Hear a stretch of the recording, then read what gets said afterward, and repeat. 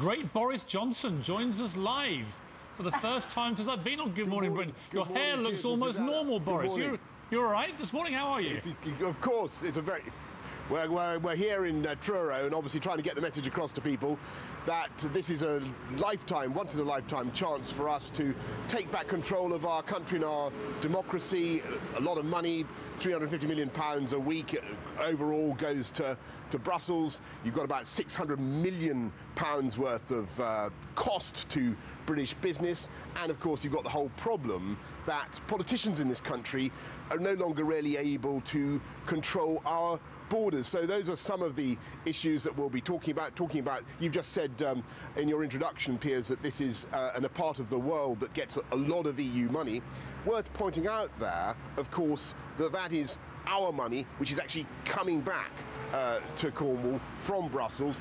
The most sensible thing would be to keep the money in the UK, spend it on priorities such as supporting farming and fishing here in Cornwall, rather than sending it around the houses through Brussels. I mean, at the moment, Mr. Johnson, that money, you know, what is it? Cornwall gets through the European Union programme, gets 100 million euros per year, but there's no guarantee that Cornwall would get that money if we left. There is, and we're making that guarantee. And it's very important to recognise that things like the common fisheries policy have been absolutely destructive of the fishing here in Cornwall and around the UK.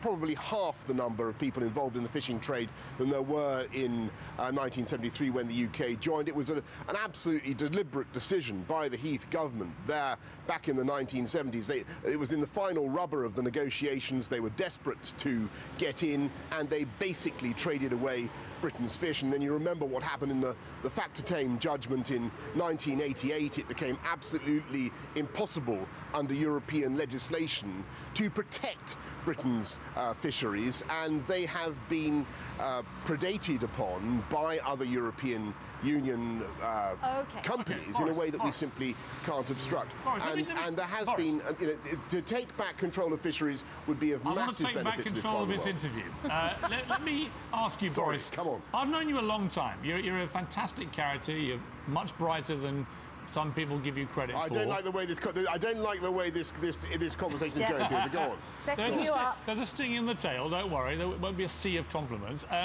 You remind me of a gambler, a smart gambler, who's gone down to a casino and put all his money on red, right? Which is that we will leave the European Union. I think I know what you're trying to say. How will you personally? No. How will you feel if this massive gamble for you personally, putting aside the nation's interest, but you, if it fails and you lose, how will you feel?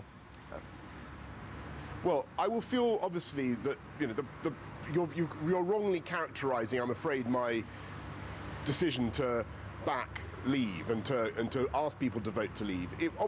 I do think that, in many ways, being an active, contributing partner for Britain in Europe is important, and we will continue to do that. A lot of the arguments that you're hearing at the moment are about security, about defence, about sharing of intelligence. All that we can continue to do, Piers, but we can do it at an intergovernmental level in exactly the way we used to do it under the old Maastricht Treaty, before the Maastricht Treaty.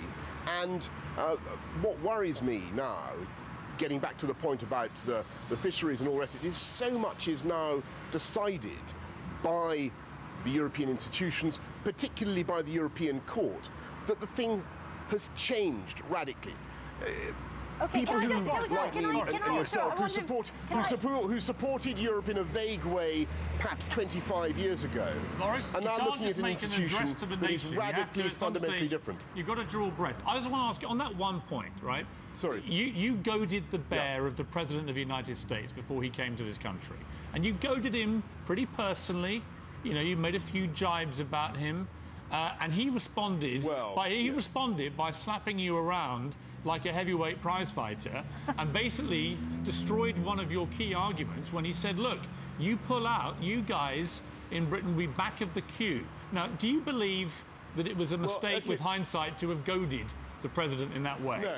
I think it's very important that people should have listened to that, because obviously when the United States wants us to be at the front of the queue for various things, the Iraq war which you were discussing earlier, then that's a different matter. I think actually what most sensible people will recognise is that we'll do a free trade deal, not just with the EU, but of course we'll have the opportunity for the first time in 43 years to do free trade deals not just with America, but with India, China, Australia and New Zealand, which we currently cannot do because we are members of the European Union. Okay. The EU has done deals with San Marino and the Palestinian Authority and loads of other places, but because of the immense complication of trying to get 28 countries to agree on a negotiating position, we haven't done free trade Boris, deals with the massive growth economies of the world.